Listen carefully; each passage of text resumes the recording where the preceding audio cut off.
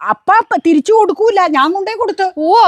ഗിരിജ ഞാൻ എന്തിനാ ഈ ഐവറി കൊടുത്തു വിട്ടത്? എനിക്ക് ആ സാറങ്ങ് ഒന്നും പറഞ്ഞില്ല, 2 സ്പോഞ്ച് എന്നാ പറഞ്ഞു. ഓടിക്കോ വെച്ച് ഞാൻ ഈ ബെർത്തില്ലേ കിച്ചണിലെ ബെർത്തും ഗ്യാസിന്റെ അവിടെയൊക്കെ തുടയ്ക്കാനായിട്ട് ചില സമയങ്ങളിൽ സ്പോഞ്ച് ഉപയോഗിക്കും, ചില സമയങ്ങളിൽ ആ സ്കോച്ച് ബ്രൈറ്റിന്റെ അതെ വൈപ്പ് ചെയ്ത് വൃത്തിയാക്കി അതും പാക്കറ്റായിട്ട് മേടിക്കാറുണ്ട്. ഏറ്റവും ആദ്യം റിങ്കു എനിക്കത് കൊണ്ടുവന്നു. അത് കഴിഞ്ഞ് ഇവളെ എപ്പോഴും മേടിച്ച് എനിക്ക് ആവശ്യമുള്ളപ്പോൾ മേടിച്ചുകൊണ്ട് വരും. ഇപ്പൊ മാർജിൻ ഫ്രീന്ന് സ്പോഞ്ച് മേടിക്കാറുണ്ട്. അപ്പൊ ഇതൊക്കെ ഞാൻ കഴുകണ വിധം എങ്ങനെയാന്നാ ഞാൻ പറയണേ. കാരണം കുറച്ച് നമ്മൾ തുടച്ചു കഴിയുമ്പോൾ എപ്പോഴും ഇതിലൊക്കെ ബാക്ടീരിയ ഇങ്ങനെ ഇരിക്കൂല. ഈ തട്ടും ഇതും ഈ ഭക്ഷണ സാധനം ഇതല്ലേ നമ്മള് തുടച്ച് ഇങ്ങനെ ക്ലീൻ ആക്കി ശരിയാക്കി എടുക്കണ തട്ടുഭാഗങ്ങളൊക്കെ. അങ്ങനെ എടുക്കുമ്പോ ഇത് ഇടയ്ക്കിടയ്ക്ക് നമ്മൾ സോപ്പ് പൊടിയിലിട്ട് കഴുകി വൃത്തിയാക്കി വെയിലത്ത് വെച്ച് ഉണക്കാൻ പറ്റുമെങ്കിൽ ചെയ്താൽ നല്ലതാ. ഞാൻ ചെയ്യണ വിധാട്ടോ ഞാൻ പറഞ്ഞത്. ചിലര് ചിലപ്പോൾ ഉപയോഗിച്ച് മോശമായി കഴിയുമ്പോൾ കളയണവരുണ്ടാവും, എന്നിട്ട് പുതിയത് എടുക്കണമുണ്ടാവും. ഞാൻ കുറച്ച് നാൾ ഉപയോഗിച്ചേച്ച് എന്തായാലും കളയുള്ളൂ. മറ്റേ സ്കോച്ച് ബ്രൈറ്റിന്റെ അതാണെങ്കിൽ ആ ഷീറ്റ് പോലെയുള്ള അതാണെങ്കിൽ ചെയ്യണത് കഴുകി ഇതുപോലെ പിഴിഞ്ഞ് വൃത്തിയാക്കി വെച്ച് ഈ സ്പോഞ്ച് വെക്കണ പോലെ തന്നെ വെയിലത്തിട്ട് ഞാൻ ഉണക്കും. അപ്പൊ വെയിൽ കൊള്ളുമ്പോ തന്നെ ഒരുവിധം ഫംഗസ് ഒക്കെ ഉണ്ടെങ്കിൽ ബാക്ടീരിയ അതൊക്കെ പൊക്കോളും. അപ്പൊ ഇത് ഞാൻ കുറച്ചു നേരം ഇത് ഞാൻ വെള്ളത്തിലിടും. സോപ്പ് പൊടി കേട്ടോ, ചുമ്മാ സോപ്പ് പൊടി ബക്കറ്റില് വെള്ളത്തിലിടും. അപ്പൊ അത് കുതിരും, അതിൽ കിടന്ന അഴുക്കൊക്കെ അങ്ങ് ഇളകും. ഇളകി കഴിയുമ്പോ ഇപ്പൊ പിഴിയാറായില്ല, ഇളകി പിഴിയുമ്പോ ഞാൻ കാണിച്ചു തരാം എങ്ങനെയാ വെയിലത്ത് വെച്ച് ഇത് ചെയ്യണമെന്ന്. അപ്പൊ അതിലെ അഴുക്കുകളൊക്കെ പോയി കുറച്ച് കളർ അതിന് കിട്ടും. പിന്നെ കുറെ ചെളിയൊക്കെ ഇങ്ങനെ മാലിന്യങ്ങളായിട്ടിരിക്കുന്ന അതിലിരിക്കും. അപ്പൊ 2-3-4 പ്രാവശ്യമൊക്കെ ഞാനിത് കഴുകി വൃത്തിയായിട്ട് എടുത്തേച്ച് ഉപയോഗിക്കും. അത് കഴിയുമ്പോൾ പിന്നെ ഞാൻ ചെയ്യണത് എന്നാന്ന് വെച്ച് കഴിഞ്ഞാൽ ഈ എന്തെങ്കിലുമൊക്കെ സംഗതികൾ എനിക്ക് കഴുകാനുണ്ടാവും. അപ്പൊ ഞാൻ അങ്ങനെയുള്ള ഇങ്ങനെ അത്രയ്ക്ക് ക്ലിയർ അല്ലാത്ത ഭാഗങ്ങൾ ഏതെങ്കിലുമൊക്കെ പുറത്തെ തൊട്ടിലിൻ്റെ അവിടെ എന്തെങ്കിലുമൊക്കെ പൈപ്പിൻ്റെ ഒക്കെ ഇങ്ങനെയുള്ള ഈ ടാപ്പ് തുറക്കണ ഭാഗമില്ല, അതൊക്കെ ഇങ്ങനെ ഉരയ്ക്കാനൊക്കെ ആയിട്ട് എടുക്കും. പലതിനും ഞാൻ എടുക്കും. ഇത് ഞാൻ ഇനി വെള്ളത്തിലിട്ട് കുതിർന്ന് കഴിയുമ്പോൾ പിഴിഞ്ഞ് വെയിലത്ത് വെക്കണം നിങ്ങളെ കാണിക്കാം. എന്നിട്ട് അന്നേരം കിട്ടുന്ന കളറും കാണിക്കാം കേട്ടോ. ബ്രാൻഡ് ന്യൂ പോലെയൊന്നും കിട്ടൂല കേട്ടോ, ചെളി എന്തായാലും കുറേയൊക്കെ പോവുള്ളൂ.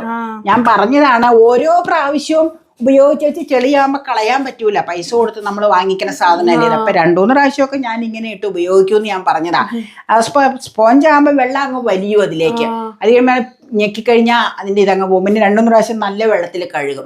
അത് ഞാൻ കാണിച്ചു തരാം എങ്ങനെയാ കഴുകണേന്ന്. എന്നിട്ട് വെയിലത്ത് വെച്ച്, വെയിലുള്ളപ്പോൾ നല്ല സുഖം, വെയിലത്ത് വെച്ച് പെട്ടെന്ന് ഉണങ്ങിക്കോളും. തിരിച്ചും മറിച്ചു വിട്ടാൽ മതി.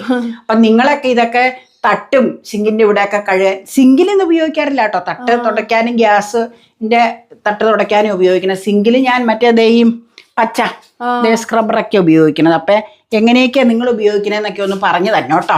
ഞാൻ പറഞ്ഞില്ലേ, പറഞ്ഞു തന്നാലല്ലേ നിങ്ങൾ ഉപയോഗിക്കണ എങ്ങനെയാണെന്നും അത് ഒന്ന് പരീക്ഷിച്ച് നോക്കാനും ഒക്കെ പറ്റുള്ളൂ. അപ്പൊ ഞാൻ ചെയ്യണ വിധം ഞാൻ പറഞ്ഞതേ ഉള്ളൂ. ഓക്കെ, കഴുകുമ്പോ ക്ലീൻ ആക്കി കാണിച്ചു തരാം. ഞാൻ അതവിടെ ഇരിക്കട്ടെ. സ്പോഞ്ച് ഇട്ടായിരുന്നതേ നന്നായിട്ട് വൈറ്റ് ആയല്ലോ ഇപ്പൊ. കുറച്ചൊക്കെ ഇരിക്കും കേട്ടോ. എന്നാന്ന് വെച്ചാൽ ഏതായാലും തൂക്കണമല്ലേ നമ്മള്. ഇനി എന്നാ ചെയ്യണ്ടേന്ന് അറിയാമോ? ഈ വെള്ളത്തിലല്ല, ഈ വെള്ളം അങ്ങ് മാറ്റണം, കൊള്ളൂല, ചെളി വെള്ളം അല്ലേ. ഈ ബക്കറ്റിലേക്ക് വെള്ളം എടുക്കാം കേട്ടോ. കാണിച്ചു തരാം. ഒരു 2 ആവർത്തി ഒന്ന് കഴുകുക. ഞാൻ കാണിച്ചു തരാം.